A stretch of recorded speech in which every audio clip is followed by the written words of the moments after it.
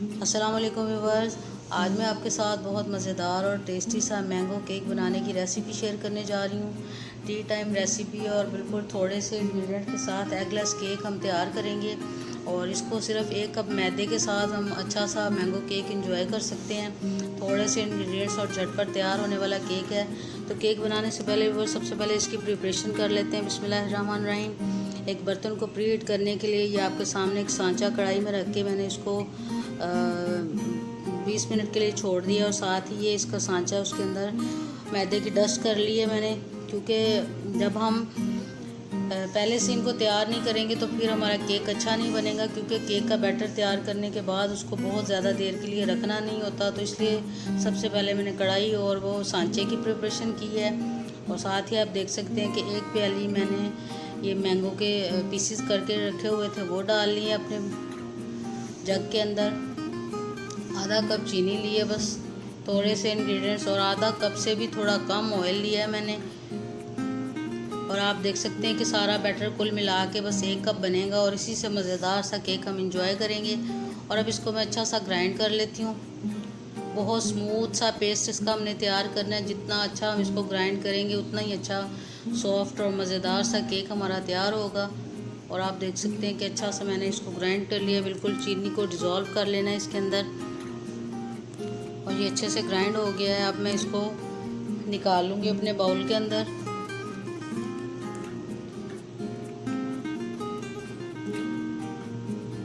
काफ़ी thick paste बना है, आप देख सकते हैं। और अभी इसी जग के अंदर थोड़ा सा पानी डाल के तो 2 टेबलस्पून के बराबर मैं मैंगो कस्टर्ड पाउडर इसके अंदर डाल लूँगी, क्योंकि उससे फ्लेवर भी बहुत अच्छा आएगा और थोड़ी सी इसकी थिकनेस को भी हमने कम करना है। तो अब मैं इसके अंदर मैंगो कस्टर्ड पाउडर ये 1.5 टेबलस्पून के बराबर बस ऐड करूँगी, और साथ में थोड़ा सा पानी डाल लेंगे कि ये जो 2-3 टेबलस्पून के बराबर ये जो बैटर लगा हुआ था जग में वो भी बिल्कुल उसके साथ बाहर आ जाएगा। और बस अब इसको मिक्स कर लेंगे। इस कस्टर्ड को डालने का मकसद ये है कि फिर हमें वनीला एसेंस या कोई और फ्लेवर डालने की ज़रूरत पेश नहीं आएगी। इसी से हमारे जो केक का टेस्ट है बहुत अच्छा मज़ेदार सा हो जाएगा। और अब मैं ये जो 1 कप मैदा मैंने लिया है ये छलनी में डाल लूँगी, और इसके अंदर 1.5 टीस्पून के बराबर जो है वो बेकिंग पाउडर डालेंगे,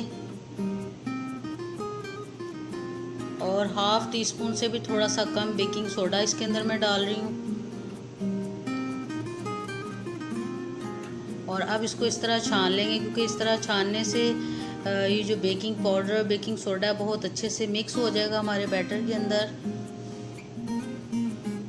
क्योंकि जब हम एकदम से डाल लेते हैं तो वो अच्छी तरह से मिक्स नहीं होता। तो बस इसका मकसद छानने का बस यही है कि ये अच्छी तरह से मिक्स हो जाए। और अब इसको एक ही साइड पे हम घुमाएंगे, इधर उधर बार बार नहीं करेंगे, एक ही साइड पे बस इसको अच्छे से मिक्स कर लेंगे। मैदा डालने के बाद हमेशा एक ही साइड को अगर हम घुमाएंगे तो फिर केक हमारा सॉफ्ट अच्छा और मज़ेदार सा फूलेगा, बहुत अच्छा बनेगा। तो इसको अच्छी तरह से बस मिक्स कर लेना हमने। और आप इसकी बैटर की कंसिस्टेंसी भी देख सकते हैं कि कितना इसको मैंने थिक रखा है, और इसमें कोई दूध वगैरह हमें ऐड करने की ज़रूरत नहीं है। और इसके अंदर ये 1 टेबलस्पून भर के मैंने वाइट विनेगर सिरका यानी कि जो है वो डाल ली है। और सिरका डालने के बाद थोड़ा सा इसका कलर थोड़ा लाइट होगा, तो इसी से जो लाइट होने की वजह से हमारा केक जो वो स्पॉन्ग और स्पंची सा बनेगा, क्योंकि वो इशारा होता है कि फूल रहा है हमारा बैटर अच्छी तरह से। जो बेकिंग सोडा और पाउडर डाला है, सिरका उन दोनों चीज़ों को एक्टिव कर देता है और वो मज़ीद फूल जाता है बैटर हमारा, इसलिए मैंने सिरका इसमें ऐड किया है। और अब सारा बैटर इसमें डाल देंगे अच्छी तरह। आप देख सकते हैं कि कितना बैटर हमारा तैयार हुआ था, और मैंने इसको सांचे में डाल दिया है। और कढ़ाई बिल्कुल प्री हीट हो गई है, उसको मैंने 15-20 मिनट पहले हल्की आंच के ऊपर गर्म होने के लिए रख दिया था। और इसको थोड़ा सा टैप कर लेंगे ताकि इसके अंदर कोई हवा है तो वो निकल जाए। और अब थोड़े से इसके ऊपर ये जो टूटी फ्रूटी है रेड कलर की वो डाल लूँगी मैं। आप चाहें तो कोई भी डाल सकते हैं, बादाम वगैरह भी डाल सकते हैं। अगर कुछ नहीं भी डालेंगे तो फिर भी केक का फ्लेवर और टेस्ट बहुत मज़ेदार है। बिल्कुल आप इसको भूल नहीं पाएंगे एक दफ़ा जब खाएंगे बना के। और ये अच्छी तरह से मैंने लगा लिए हैं, तो अब बस इसको आहिस्ता से मैं उठाऊंगी और अपने प्री हीट किए हुए बर्तन के अंदर रख देंगे इसको। और इसको पूरे हमने 35 मिनट के लिए बेक करना है। अच्छी तरह से बस सेट करके इसमें रख दूंगी मैं। और पूरे 35 मिनट हो गए, केक अच्छा सा बेक हो गया है और आप देख सकते हैं कि इसका साइज़ भी डबल हो गया है। तो अब मैं इसको बाहर निकाल लूँगी कढ़ाई में से। और बाहर निकालने के बाद पहले इसको थोड़ा सा ठंडा होने देंगे और साइडों से किनारे में छुड़वा लूँगी गरम गरम के। और उसके बाद थोड़ा सा ठंडा जब होने देंगे तो बहुत अच्छी तरह से ये डिश आउट होगा और फिर मैं आपको दिखाऊंगी कि ये कैसा बना है। और करीबन 10-15 मिनट हो गए हैं, इसको थोड़ा सा ठंडा कर लिया मैंने। और अब आप देख सकते हैं कि मैंने इसको बिल्कुल निकाल लिया बाहर। और अब इसको उल्टा करेंगे एक प्लेट के ऊपर में, ताकि ये पैंदा बिल्कुल छूट जाए इसका नीचे से।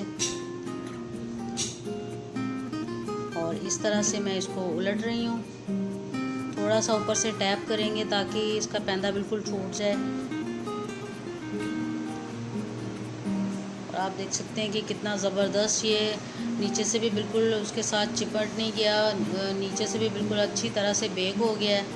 तो अब इसको बिल्कुल सीधा कर लिया है मैंने। अब थोड़ी सी आपको कटिंग करके भी दिखाऊंगी कि कितना अच्छा सॉफ्ट सा मज़ेदार सा हमारा केक तैयार हुआ है। और सिर्फ 1 कप मैदे के साथ हम मज़ेदार सा T time mango cake enjoy कर सकते हैं। आप इसकी कटिंग से ही अंदाज़ा लगा सकते हैं कि कितना सॉफ्ट और मज़ेदार बना है ये केक।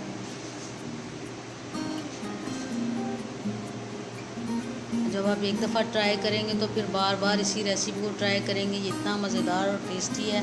उम्मीद है कि आपको मेरी ये रेसिपी अच्छी लगी होगी। और अगर आपको मेरी ये रेसिपी अच्छी लगे तो आपसे मेरी रिक्वेस्ट है कि ज़रूर मेरे चैनल को सब्सक्राइब कीजिएगा। वीडियो को ज़्यादा से ज़्यादा फैमिली के साथ, दोस्तों के साथ, सबके साथ शेयर कीजिएगा। और साथ ही सब्सक्राइब के साथ लगे हुए घंटी के निशान को दबाइएगा। तो फिर मिलेंगे व्यूअर्स नई रेसिपी के साथ। तब तक के लिए अल्लाह हाफिज़।